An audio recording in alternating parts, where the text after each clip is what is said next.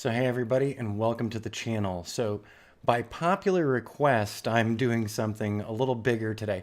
So big warning, this is probably going to be a longer video, and I know my videos already go long, so I do apologize. But I've had a lot of requests from people here on YouTube to see the process start to finish. So I actually went out this morning, got up super early, right for sunrise, headed out, and I did some more modeling today on the construction site that's near me.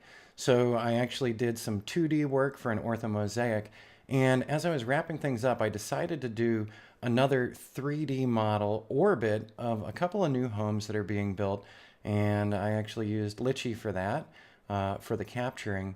And then I brought it back here, and like right now, off to the side over here, you're probably hearing some fan noise. That would be the big Windows machine that's grinding away on a couple of models for me. So we're going to talk through start to finish what went into it, the flight information and the data collection information, and then we're going to take a look at the process using Agisoft's Metashape. So stay tuned.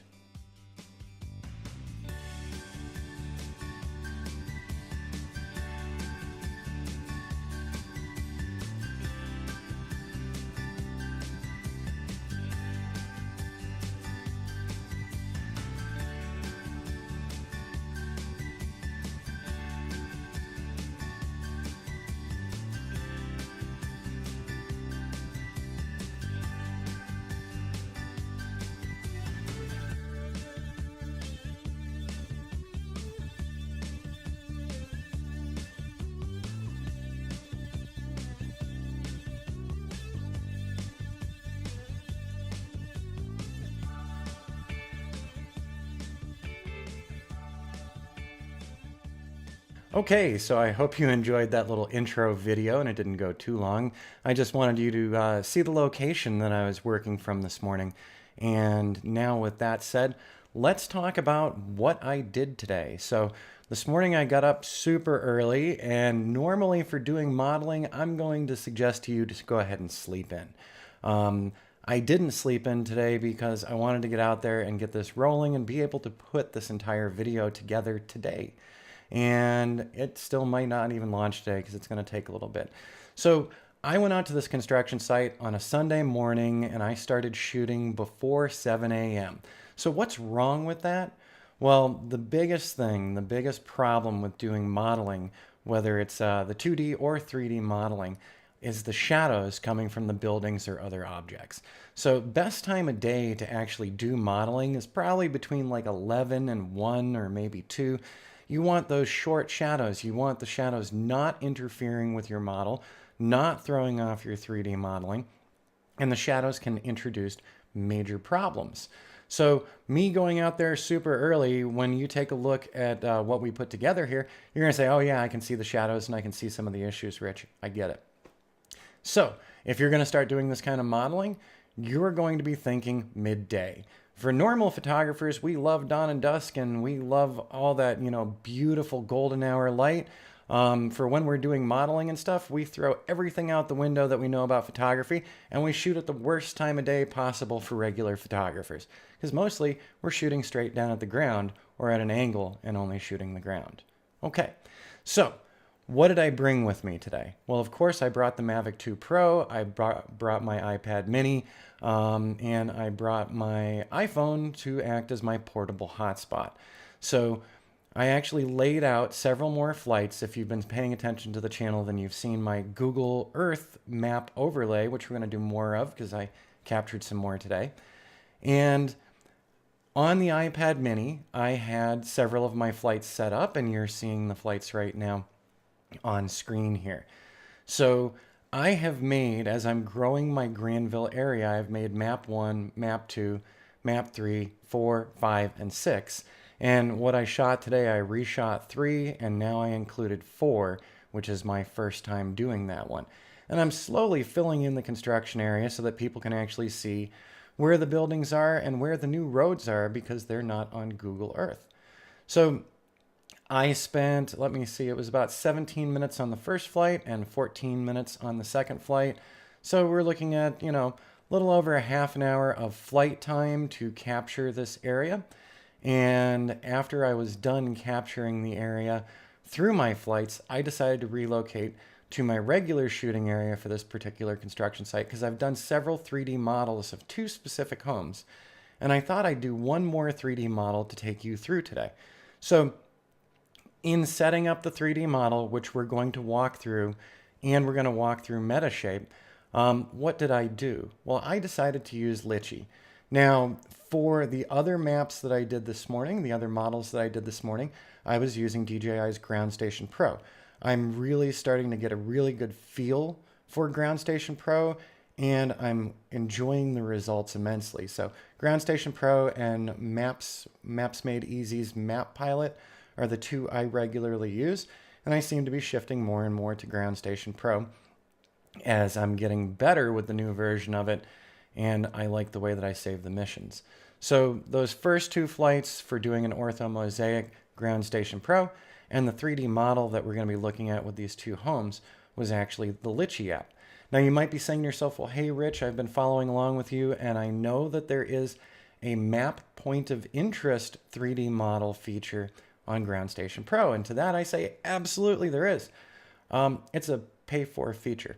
So I did pay for that feature and I've tested it out several times and I've never had a great degree of comfort with it. I haven't been satisfied with how it sets things up. But we have Litchi, which offers a 360 orbit mission, so you can fly around an object. And in setting that 360 orbit mission up, you can actually vary the height and vary the diameter. How far away am I from my point of interest? So I set a point of interest between the two homes that you're going to be seeing, and I orbited that point of interest. And I actually did 3 orbits. Orbit number 1, I did not have the gimbal tilted down far enough. So the gimbal was pointed up a little bit, and so it was capturing some of the blue skies out there. And let me tell you, if you want to mess up a 3D model and give yourself headaches and force yourself to edit the point cloud after everything's said and done, go ahead and make sure that you've got some of the sky above the horizon. It's a great way to waste your time. In all seriousness, one of my last models, I did not have things angled down well enough for doing a 3D model, and I captured some of the sky, and I had all these weird extraneous points floating out in space that were distracting from the model that I'd built. So on my first orbit this morning, I was a little tired. I'm not a coffee drinker, and it was still a little after 7 a.m., and I realized, oh boy, on this first orbit, I got some of the sky in there. So as it came around on the second orbit, thanks to how Litchi functions, I actually just used my control sticks to lower the gimbal a little bit, and also in one pass actually pull the drone in. So I had it at a specific path, and then I actually shrunk the path down. And the final results came out really, really nicely. So in total, using the Litchi application to do a 360 around these buildings, I did three full orbits around the two buildings. And in total, I got 100 images. I didn't do that on purpose or anything. I actually had told the Litchi app, I want you to fire a shot every 3 seconds. I also, for the camera settings, I put it on full auto. Now, normally when I do my professional photography work, I'm Mr. Manual. I don't like full auto for almost anything.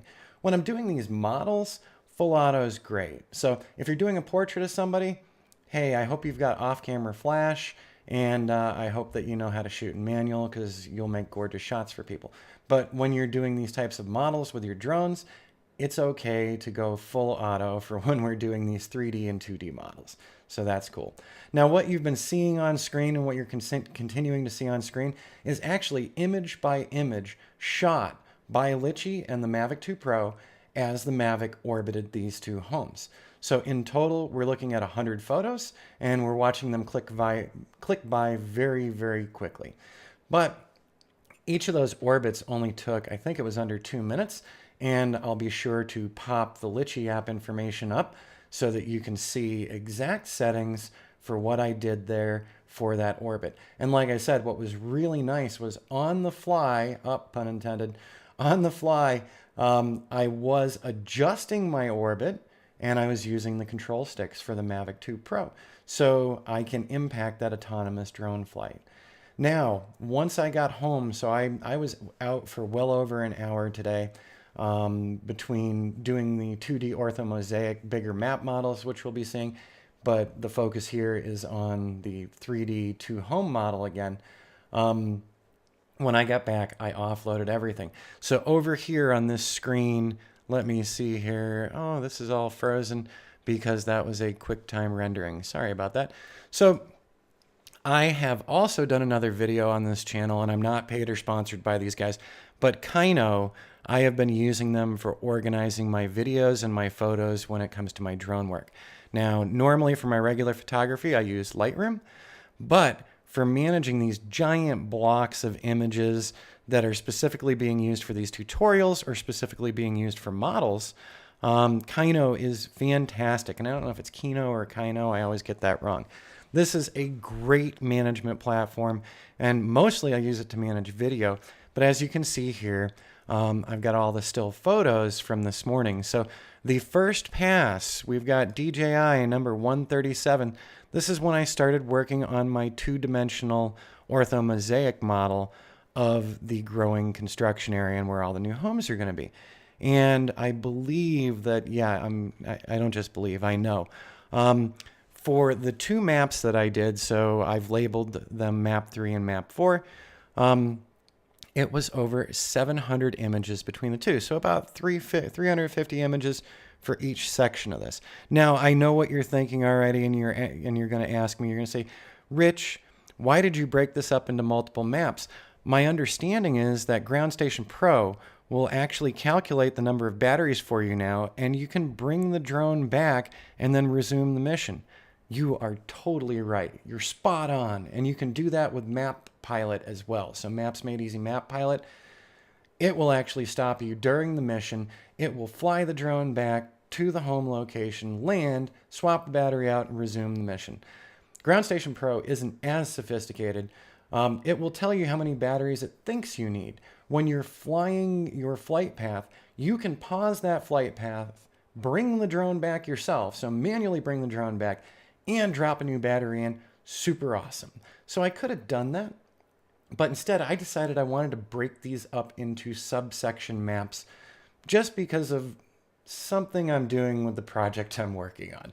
So I'm trying to show some more growth and progression, and rather than doing the big giant maps, if I can pick one section where major growth is going on, I would like to just fly that section and not the whole thing over and over again and burn through all my batteries and stand around leaning up against my truck for an hour and a half while I'm completing all this stuff. If I break it up into smaller pieces, while they might not mesh perfectly as far as time of day and shadowing and stuff, it's enough to give the full idea of the progression.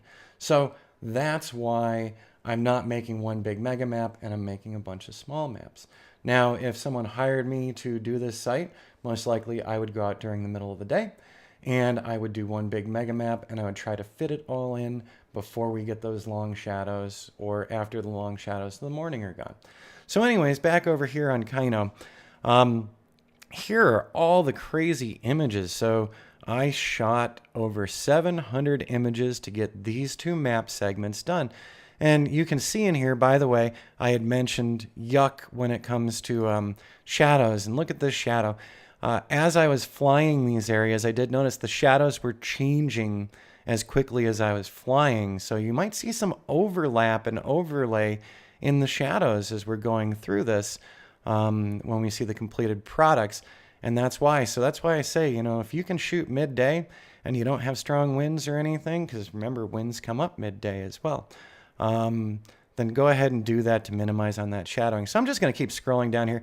Bottom line, if you want to manage a bunch of images for doing these models, these maps and models, Kyno is a really great spot. Also, Kyno is also good for doing the video, and that's the reason I really got it. And I actually have video files in this folder as well.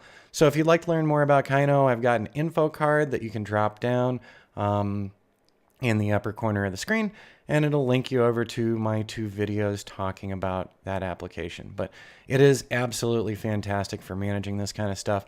And then I'm not throwing all of these images into Lightroom, because Lightroom I use more for cataloging and editing. And when it comes to these maps, I'm not going to be keeping these things around forever. You know, once you've created a final product, you can do away with these things. So it's not like your regular, you know, landscape photography or portrait photography. So as you can see, a lot of images here. And finally, we get down to the point at image 843. And I checked the timestamp on it. That was the last image for those models for the orthomosaics. And then check it out. The next image that we've got here is those two homes. And you've seen those homes before if you've watched previous videos. And they've come a long way. We've got the roof completely shingled over here. We've got insulation going on over here. It's looking great. Okay, so once I offloaded everything, what was my next step? Well, after offloading everything, I've got it on one of my portable drives. I unhooked the portable drive and I hooked it over into my Windows machine. So what we're recording on right now is my iMac. And I do have Metashape on the iMac, but it is so slow. And this is a very new iMac. It's got 8 gigs of RAM in it. And quite honestly, if you're going to start doing this type of modeling work and you would like to process it on your own desktop, I am sorry to the guys at Apple, but don't do a Mac. I want you to actually, build a decent Windows system, throw some heavy amounts of RAM in there, either 16 gigs or 32 gigs, and you're still going to take a lot of time. So the computer that I have off to my left was an old gaming platform that a friend helped me build back in 2014. I've made some updates to it, but it does still need more RAM. And actually, I'm thinking about swapping out the processor at some point in time for doing more of this work. This mapping and modeling is resource intensive. I've seen other folks who do this as well, who say, basically, when you start processing with Pix4D or Metashape, do not do anything else on the computer because you could crash yourself. It's not that extreme, but it is so memory intensive that basically you need a dedicated system where you're not emailing on it, you're not browsing the web while you're running your map, you are just running your model, okay? So that's the sound off to the side, and when I got home, first thing I did was offload all of the images. I popped them into a folder on a portable hard drive, and the portable hard drive is called 2019 YouTube. So I put labels on my drives because I've got a lot of portable hard drives. Once I got that the folders onto my 2019 YouTube, I went ahead and I opened up Kyno. In Kyno, I actually labeled and tagged my images so that I know which ones are used for 3D models and which ones are used for use with 2D models. I also went further and I labeled one block of images map 3 because that was my map 3 that I have saved on Ground Station Pro. And then I tagged the other ones from map 4 with map 4 so that I can find these really super fast. So in 6 months, when I've forgotten what I've labeled everything, I can go through and just do a search on the tags with Kyno. So, and right here, I'm just going to show you upper right hand side, I've got a filter for Kyno. I'm looking at that 5/12/19 folder, and I'm going to have to pause here for a moment because the Sony a5100 overheated. It got tired and sleepy, so we'll let it be tired and sleepy, and we'll come right back. So sorry about that. We were rudely interrupted by the Sony a5100, which I'm pointing at right now. One of the drawbacks of the Sony a5100 is the fact that it has a tendency to overheat after about 8 minutes of recording time. Lately, I haven't been having that problem with it, but go figure, right in the middle of what we were doing, it went ahead and shut itself off on me. So anyways, what I was saying before in Kyno, once I've loaded things and I've put tags onto things, I can filter on those things. So I'm just filtering on 3D. And when I filter on 3D in this particular folder, it's showing off only those things that I tagged with 3D, which is awesome. So I'm selecting all of these. And as you can see down at the bottom, I wasn't lying to you when I told you about the orbit. I have 100 images for that 3D orbit. I'm going to go ahead and turn that filter off. And then when we look down here, I have 815 items. So we've got a couple of videos. We've got all these images for the 2D model. And then we've got our images for that, here we go, 3D model as well. So this is my 3D orbit. When I double click into one of these, you will see over here on the right hand side, I've got my tags. So 3D orbit model, Google Earth, Granville Map 3, Granville Map 4, and Granville Progression, because I want to be able to find these things fast. So Kyno is a great way to do it. Lightroom is a great way to track your images as well. Both of them only work as well as the effort you put into them. By that I mean, when you're importing new photos, you should be tagging and labeling things. In Lightroom, whenever I import stuff, I always put a bunch of keywords in there so that I can find things quickly and easily and not waste my time searching. All right, so we've gone out, we've flown the mission, we've gathered our image data. What do we do next? We come home, we offload it. Then I take that portable drive that I offloaded to, and I go connect it over to that Windows machine, and I duplicate the all the image files. So I always have backups of everything. Once I've duplicated all of the image files, my next step's pretty straightforward. So I'm regularly using Metashape now.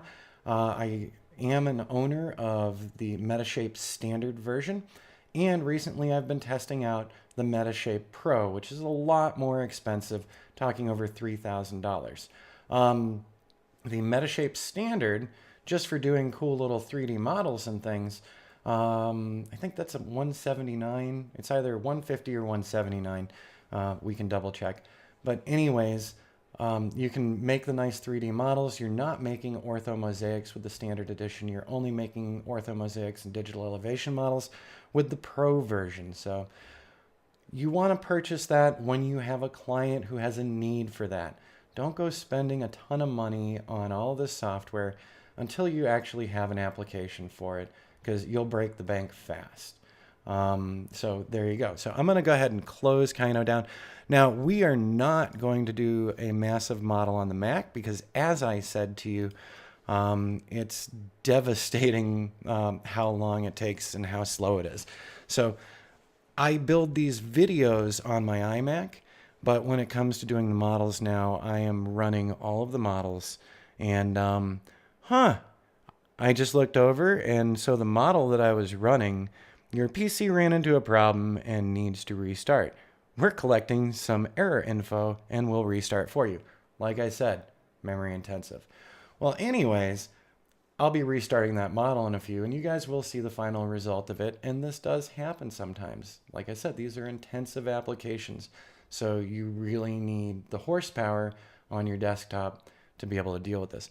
What I have done here is I pulled up Metashape, and we're going to go ahead, and this is a new Metashape, and this is the Metashape standard. And I want to add some photos to it. So this is probably going to go a little slow because we are also recording this video on this machine. So we're asking this computer to do a lot. I'm going down to my 2019 YouTube. It wouldn't let me type fully YouTube, so it's YouTube. And now I am, let me see here, Windows modeling files, and 512, that's today's. And here we go. We've got our 137 on up, but as we remember here, I think it was 864. Let's see, I'm almost there. So we're looking, there we go. That is an orbit, and that's an orbit as well. So maybe it was 844. There we go. Okay, so there's for our ortho mosaic models that we were doing. And here is number 844. This is when I started doing the orbit. Now I'm going to scroll all the way down here, and I am picking off 100 images. So I went to Metashape, I went down to the workspace, and then I did the little add cameras right here. So you'll see that green splash. Now I'm going to say open to that. And so what it's going to do is it's going to pull all of those images in. So we've got 100 images from that orbit that we did with Litchi. And so there we go. There's our 100 images. Now for Metashape standard, we've got a workflow. Number one, after we've added the photos, we're going to align the photos. Now, aligning the photos, you can do it super low or super high. Doing it super high is what we really want to do for our high-end models. But if you're just trying to see how things came out, you can go ahead and do it on low or lowest and go back and redo it again afterward. So I can have it align these cameras and basically take a coffee break. Like I said before, I don't drink coffee, but maybe walk around the house, go outside, find out if it's nice out, whatever. All of these steps are going to be time consuming, so you need to be a super patient person. Once I have aligned the photos, the next step that I'm allowed to do is build the dense cloud. Once again, you can do this really high, you can do it medium, you can do it low. If you're testing things out, you can just do the low settings to start with. If you decide that you do have a really good model on your hands, you can go back and you can rerun all of this. The next step is to build the mesh. So this is kind of the overlay on to give it that 3D model feel. The point clouds are all these little points in space. Putting the mesh over it pulls those points together and gives them real definition.